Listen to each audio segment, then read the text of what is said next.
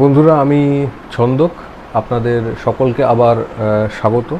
দীর্ঘ বিরতির পরে এই জন্য আবার ফিরে আসতে হলো যে এই যে যাদবপুর ইউনিভার্সিটি, যাদবপুর বিশ্ববিদ্যালয়কে নিয়ে আমাদের এখানকার একটা অংশের মিডিয়া যে তাকে কালিমালিপ্ত করেছিল, যাদবপুরের ছাত্রছাত্রীরা মানেই এই, যাদবপুরের ছাত্রছাত্রীরা মানেই ওই, তাকে বোধহয় যাদবপুরের ছাত্রছাত্রীরা আবার চ্যালেঞ্জ জানাতে শুরু করেছে। যাদবপুর আবার তার স্বমহিমায় ফিরতে শুরু করেছে। যাদবপুরের যে নিজের একটা স্বর ছিল সেটা আবার ফিরতে শুরু করেছে। যাদবপুরে বিগত 3 দিন ধরে একটা অবস্থান চলছিল, যে অবস্থানের দাবি হচ্ছে কি পরিবেশ রক্ষা।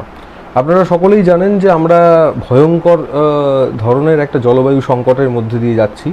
উত্তরাখণ্ডে কী ধরনের ধস নামছে, হিমাচলে কী ধরনের অবস্থা তৈরি হচ্ছে, বিভিন্ন নদী শুকিয়ে যাচ্ছে। যাদবপুর ইউনিভার্সিটির ছাত্রছাত্রীরা 5 দফা দাবি তাদের কর্তৃপক্ষের কাছে রেখেছিলেন। তো সেটা নিয়ে তারা 24 ঘন্টা নয়, 48 ঘন্টা নয়, 72 ঘন্টার উপরে অবস্থান করেছেন এবং তাদেরকে কর্তৃপক্ষ এক ধরনের একটা জবাব দিয়েছে। তাদের দাবি কি ছিল? তাদের দাবি ছিল এই যে যাদবপুরের ভিতরেতে অন্তত 6 থেকে 7টা বড় ক্যান্টিন চলে, সেখানে কোনো ধরনের সিঙ্গেল ইউজ প্লাস্টিক ব্যবহার করা যাবে না। তাদের দাবি এই ছিল যে যাদবপুর ইউনিভার্সিটি অনেকটা বড় ইউনিভার্সিটি, তাতে অনেকটা বড় তার সারফেস, তো সেখানে যদি বৃষ্টির জলকে ধরে রাখা যায় এবং বৃষ্টির জলকে আবার পরিশ্রুত করে পানীয় জলে রূপান্তরিত করা যায় অথবা ব্যবহারের জলে রূপান্তরিত করা যায়, সেই দাবি নিয়ে তারা অবস্থানে বসেছিলেন। তাদের একটা দাবি ছিল, সেটা হচ্ছে যে যাদবপুর ইউনিভার্সিটিতে বহু ধরনের ল্যাব চলে, বহু ক্লাসরুম চলে, তাতে একটা তাপবিদ্যুতের খরচ হয়। সেখানে যদি যাদবপুর ইউনিভার্সিটি নিজে অটোনমাসলি এমন কোনো একটা সিস্টেম তৈরি করতে পারে, সোলার প্যানেল হতে পারে অথবা অন্য কোনো ধরনের বিকল্প বিদ্যুতের সোর্স, যেখান থেকে যাদবপুর ইউনিভার্সিটি নিজের বিদ্যুৎ নিজেই উৎপন্ন করতে পারে এবং তার মাধ্যমে ইউনিভার্সিটি নিজে চলতে পারে।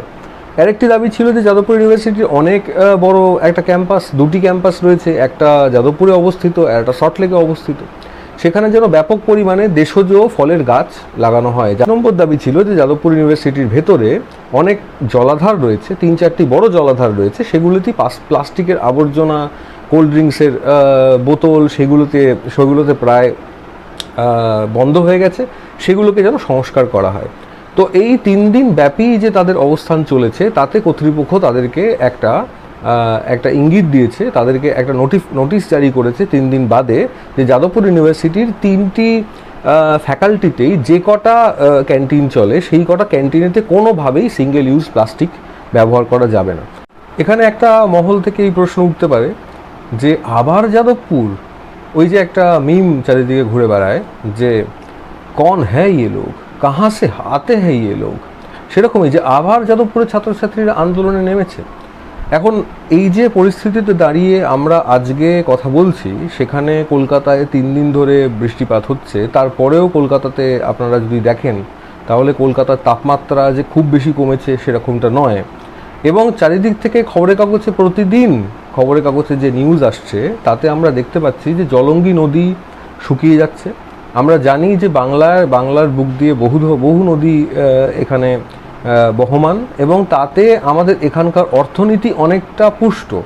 আমাদের এখানে বর্ষা না হলেও, বৃষ্টিপাত না হলেও নদী থেকে, খালবিল থেকে, সেখান থেকে জল সেচনের মাধ্যমে কৃষিকাজ হয়। কিন্তু জলঙ্গি নদীর এমন অবস্থা যে জলঙ্গি নদীতে যে মৎস্যজীবীরা ছিলেন, জলঙ্গি নদীর উপরে দাঁড়িয়ে যে ক্ষেতমজুররা কৃষিকাজ করতেন, তাদেরকে পরিযায়ী শ্রমিক হয়ে এখান থেকে অন্য রাজ্যে চলে যেতে হচ্ছে। আমাদের এখানে যে সবথেকে বড় নদী গঙ্গা নদী, সেই গঙ্গা নদী থেকে 2টি জায়গা থেকে আসলে কলকাতার উত্তর কলকাতা এবং মধ্য কলকাতায় পরিশ্রুত পানীয় জল সরবরাহ করা হয়। একটা হচ্ছে পলতা, সেখানে পরিশ্রুত পানীয় জলের যে স্টেশন, সেখানে প্রায় 600 লক্ষ গ্যালন জল পরিশ্রুত করা হয় এবং সেটা মূলত উত্তর এবং মধ্য কলকাতাতে সরবরাহ করা হয়। এবং আর একটি যে প্রকল্প রয়েছে গার্ডেন রিচে, সেখান থেকে মূলত দক্ষিণ কলকাতায় জল সরবরাহ করা হয়। একটা খবর আমি কিছুদিন আগেই দেখছিলাম যে কলকাতার মেয়র ফিরহাদ হাকিমকে এটা বলতে হয়েছে যে কলকাতার সকল নগরবাসীর কাছে তাকে একটা আহ্বান করতে হয়েছে যে নগরবাসীরা যেন কলের জল খোলা না রাখে। দুদিন আগে সেখানে এমন অবস্থা হচ্ছিল যে গঙ্গা নদীতে জল পাওয়া যাচ্ছিল না, এবং জোয়ার ছাড়া, একমাত্র জোয়ারের অবস্থা ছাড়া যে কোনো সময় যদি গঙ্গা থেকে জল তোলবার চেষ্টা হয়, তাহলে সেখানে কাদামাটি এবং এই ঘোলাটে জল উঠছিল এবং তার থেকে পরিশ্রুত পানীয় জল পাঠানো সম্ভব হচ্ছিল না। আপনারা এটা ভেবে দেখুন যে আমরা 2024-এর এপ্রিল মে মাসেতে রয়েছি, আরও 4-5 বছর গেলে গঙ্গা নদীর, যে নদী সব থেকে বেশি করে এখানে সব থেকে বড় নদী, যাতে জলের পরিমাণ সব থেকে বেশি, যার উপর দাঁড়িয়ে গোটা কলকাতার পানীয় জল সরবরাহ হয়, সেই গঙ্গা নদীর যদি এরকম ধরনের অবস্থা হয়, তাহলে অন্য নদীগুলির, অন্য খালগুলির কি অবস্থা? যারা দক্ষিণেশ্বরের কাছাকাছি থাকেন তারা নিশ্চয়ই দেখেছেন যে দক্ষিণেশ্বরের কাছাকাছি আমার বাড়ি। আমি দীর্ঘদিন আগে কলকাতায় পড়াশোনার জন্য চলে এসেছি, কিন্তু দক্ষিণেশ্বরের উল্টো দিকে আমার বাড়ি। আমরা দেখেছি যে দক্ষিণেশ্বরে কীভাবে দক্ষিণেশ্বরের নদীতে ফেরি পারাপার করতো। সেখানে আজকে যখন আমি ট্রেনে করে দক্ষিণেশ্বর ব্রিজের উপর দিয়ে যাই, তখন যারা এইটা মানে দেখেছেন তারা এটা বুঝতে পারবেন যে কত দূর পর্যন্ত জেটি ঘাটকে লম্বা করে একটা ব্রিজ তৈরি করা হয়েছে, যেখান থেকে ছাড়া জেটি ছাড়তে পারে না। এই অবস্থাটা তৈরি হয়েছে এই কারণে যে গ্রীষ্মের সময় গঙ্গার প্রায় মাঝামাঝি জায়গা পর্যন্ত চড়া পড়ে যায়, দক্ষিণেশ্বরের যে মন্দির রয়েছে তার সামনে চড়া পড়ে যায়। এই অবস্থা যদি এই ধরনের একটা জলসংকট তৈরি হয়, তাহলে আপনারা ভাবুন যে আপনারা কোথা থেকে জল পাবেন। আপনাদের কলকাতায় যদি উত্তর কলকাতা, মধ্য কলকাতা, দক্ষিণ কলকাতায় জল যে সরবরাহ করে যে নদী, তার যদি এই অবস্থা হয়, তাহলে আর 2-3 বছর, 4 বছর, 5 বছর বাদে আপনারা কোথা থেকে জল পাবেন? অনেকে এটা ভাবতে পারেন যে অনেক বড় বড় ফ্ল্যাট নির্মাণ হচ্ছে কলকাতা শহরে এবং আমরা মাটির তলা থেকে জল পাম্প করে তুলে নেব। এখন মুশকিলটা হচ্ছে সেটা হচ্ছে যে এই 10 বছরের মধ্যে যে পরিমাণে জল সংকট তৈরি হয়েছে, তাতে যেটা দেখা যাচ্ছে যে আগে 40 ফিট, 50 ফিট, 60 ফিট খুঁড়লে সেখানে কুয়ো খুঁড়লে সেখান থেকে জল পাওয়া যেত। মুশকিলটা হচ্ছে এখন কলকাতার বিভিন্ন অঞ্চলে, দক্ষিণ কলকাতায় বিশেষত, এমন অঞ্চল রয়েছে যেখানে 300-350 ফিট নিচ পর্যন্ত নলকূপকে না নিয়ে গেলে, সেখানে জলের পাইপ না নিয়ে গেলে সেখান থেকে জল পাওয়া যাচ্ছে না। এখন প্রশ্ন হচ্ছে যে এই জল কতটা সুরক্ষিত আপনার শরীরের জন্য? আমরা যদি বেসিক ভূগোলেতে ফিরে যাই, তাহলে মাটির যে লেয়ার রয়েছে সেখানে যদি 350-400 ফিট, 500 ফিট, 600 ফিট পর্যন্ত আমাদেরকে নল খুঁড়ে নিয়ে যেতে হয়, সেখানে কিন্তু হেভি মেটাল রয়েছে। এবং এটার কারণে যেটা হচ্ছে যে আজকে গোটা দক্ষিণ 24 পরগনার বহু অঞ্চলে, সুন্দরবন এবং তার লাগোয়া অঞ্চলে এই অবস্থাটা তৈরি হয়েছে বলেই সেখানে কিন্তু প্রচুর আর্সেনিক জলে উঠছে এবং সেখান থেকে এমন ধরনের শারীরিক অসুস্থতা মানুষজনের তৈরি হচ্ছে যে সেখান থেকে কিন্তু প্রায় বাঁচবার উপায় নেই। আপনাকে এখানের যে স্বাস্থ্য ব্যবস্থা রয়েছে সেখান থেকে আপনাকে দক্ষিণ ভারতে যেতে হবে, ভেলোরে ট্রিটমেন্ট করতে হবে, লক্ষাধিক টাকা দিতে হবে। আমরা কোনটার দিকে এগিয়ে চলেছি? এইটার কারণেই কিন্তু যাদবপুর ইউনিভার্সিটির ছাত্রছাত্রীরা অবস্থান করছিল। এই জলঙ্গি নদীর জল যে শুকিয়ে যাচ্ছে, তাতে যে মৎস্যজীবীরা মাছ ধরতে পারছেন না, তাতে যে ক্ষেত মজুররা যারা কৃষিকাজ করতেন চারিপাশে, তারা যে কৃষিকাজ করতে পারছে না, এটার জন্যই কিন্তু যাদবপুর ইউনিভার্সিটির ছাত্রছাত্রীরা অবস্থান করছে এবং দাবি জানাচ্ছে যে যাদবপুরে যে পরিমাণে বৃষ্টির জল পড়ে, সেই বৃষ্টির জলকে যদি ধরে রাখা যায়, তাহলে কিন্তু এই বৃষ্টির জল থেকে পরিশ্রুত পানীয় জলে রূপান্তর করা যায়।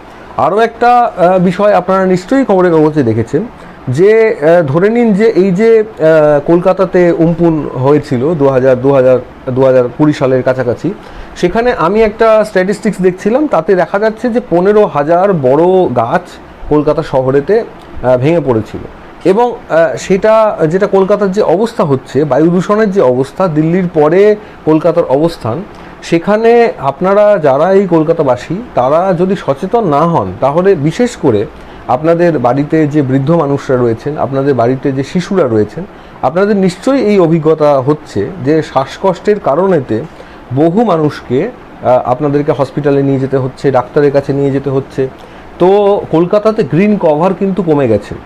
যে বড় বড় শহরগুলি আছে, চেন্নাই, দিল্লি, বম্বে, সেখানে গ্রিন কভার বেড়েছে বরঞ্চ, কিন্তু কলকাতা এমন একটি শহর যে কলকাতাতে প্রায় 30% গ্রিন কভার কমে গেছে। এবং তাতে এপ্রিলেতে যে বৃষ্টিপাত হওয়ার কথা, 58 থেকে 59 মিলিমিটার বৃষ্টিপাত হওয়ার কথা, সেটা কিন্তু এপ্রিলেতে এই বছরেতে কোনো বৃষ্টিপাত হয়নি। এবং বৃষ্টিপাত না হলে যেটা হবে সেটা হচ্ছে যে আপনারা বুঝতেই পাচ্ছেন যে এখানকার যে জলাধারগুলো রয়েছে সেগুলো বৃষ্টির জলে পুষ্ট হবে না, তার উপর নির্ভর করে যে ধরনের জীবন জীবিকা রয়েছে সেগুলি পুষ্ট হবে না।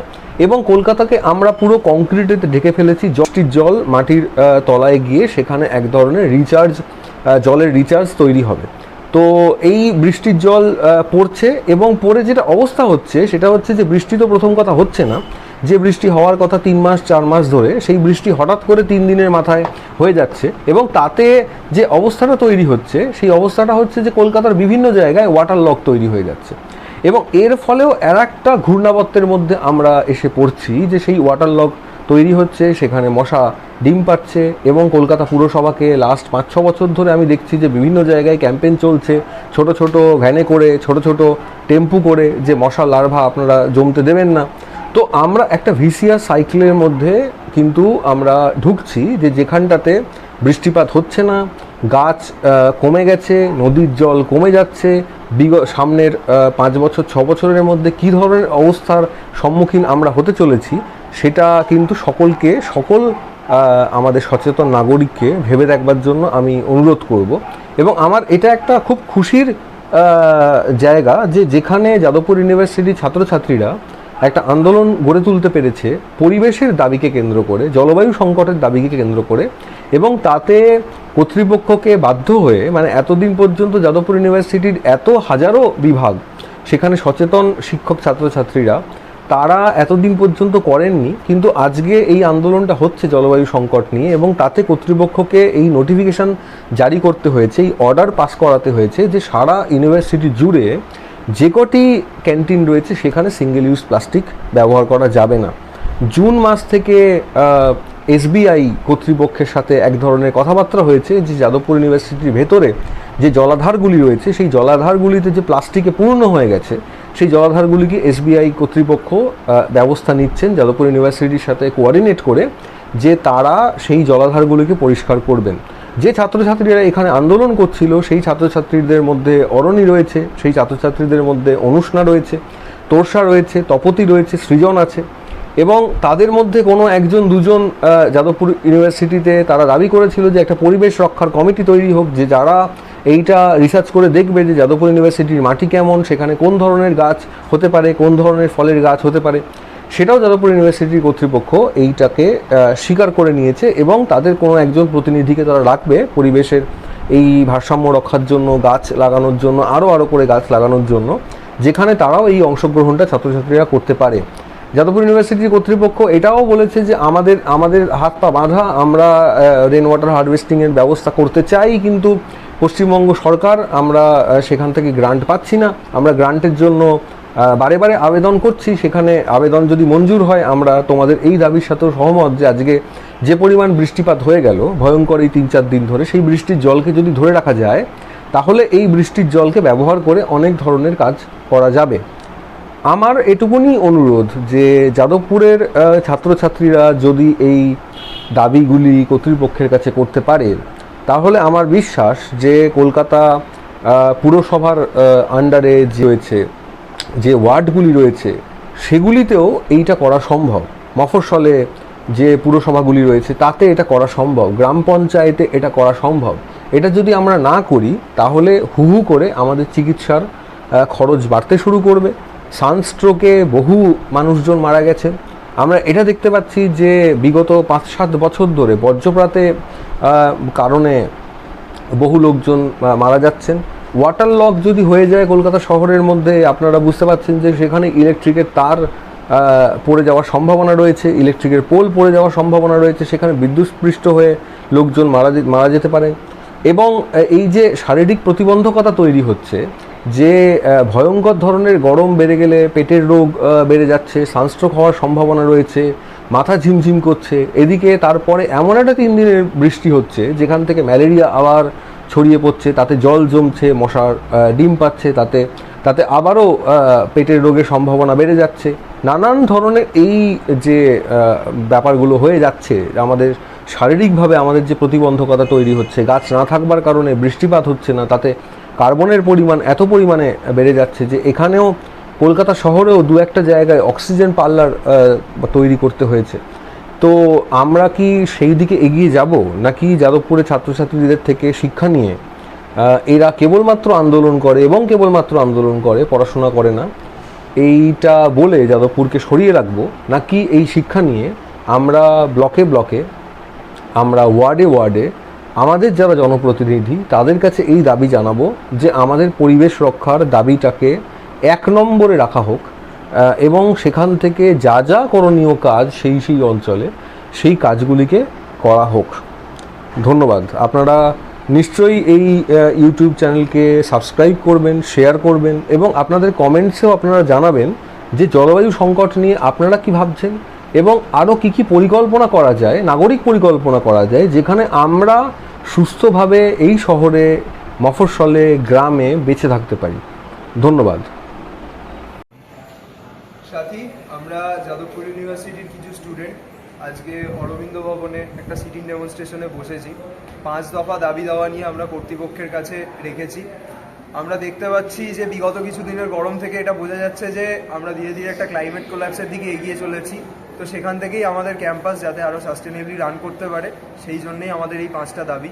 তার মধ্যে রয়েছে রেন ওয়াটার হারভেস্টিং, তার মধ্যে রয়েছে সোলার প্যানেল নতুন করে ইনস্টলেশন বহু জায়গায়, রয়েছে ব্যাপক পরিমাণে নেটিভ গাছের স্পিসিস দিয়ে অ্যাফরেস্টেশন ক্যাম্পাসের বিভিন্ন জায়গায়, নতুন করে পুকুর খনন এবং নতুন ওয়াটার বডি খনন, এবং তার পাশাপাশি রয়েছে সিঙ্গেল ইউজ প্লাস্টিককে ক্যাম্পাসে ব্যান করা।